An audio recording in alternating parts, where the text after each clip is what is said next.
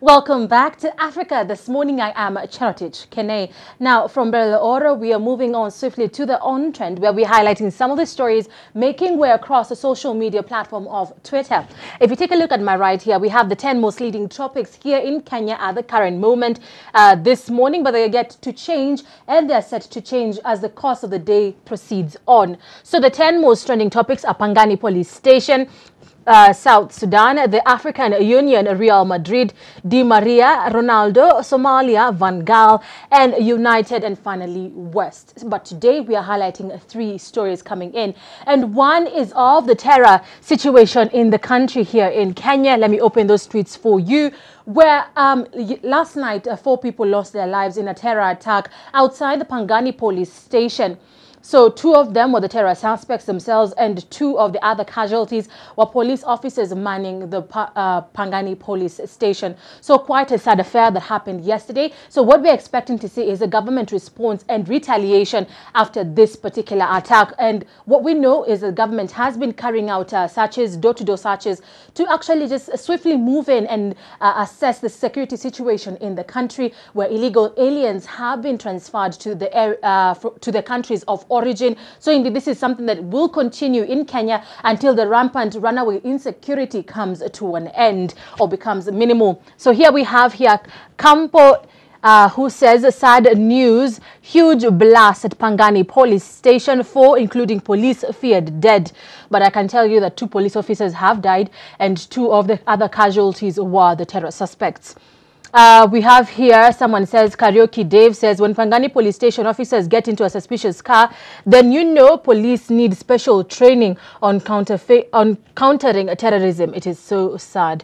So here we had road alerts. 4 people among 2 policemen killed. The suspects with explosives were being led to the Pangani police station. So the police officers were in this particular saloon car, where they were trying to actually, in the process of assessing the current terrorist situation in the country, the insecurity in the country, they are bringing the 2 suspects to the police station for further questioning. But what happened? They ended. That became the last day of their lives. So here we have just the car. It's not quite a clear. It's a bit foggy here, but indeed it just gives you a picture of exactly what took place yesterday. Some of the rubbles left behind after yesterday's night's explosion, and lastly, this is just the wreckage, the blast created yesterday night. So indeed, we're waiting to see whether or not the Interior Ministry for Security, that is in the docket of Joseph Olelenku, will come and swiftly talk about this particular situation in the country.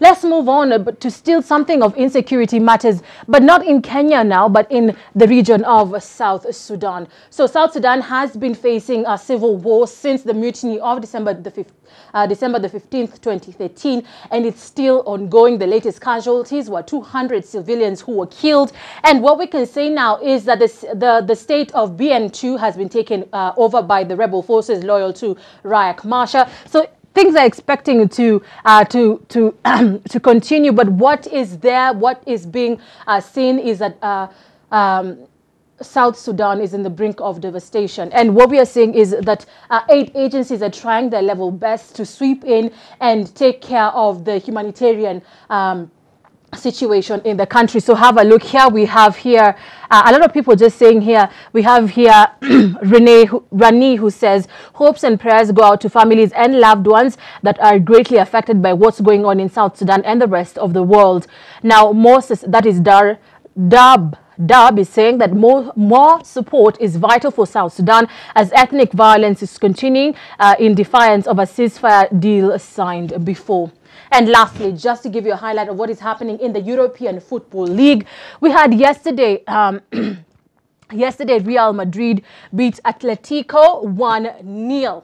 So that was yesterday's match, and these are just some of the pictures coming in from this particular game of yesterday. So we're expecting to see the announcement of who gets to play in the finals of the Champions League season 2013-2014 very soon from the committee. And now lastly, let's move on to Ebru Africa this morning. Now this is a site to be when you want to be informed and kept in the know-how about what is going on in the globe.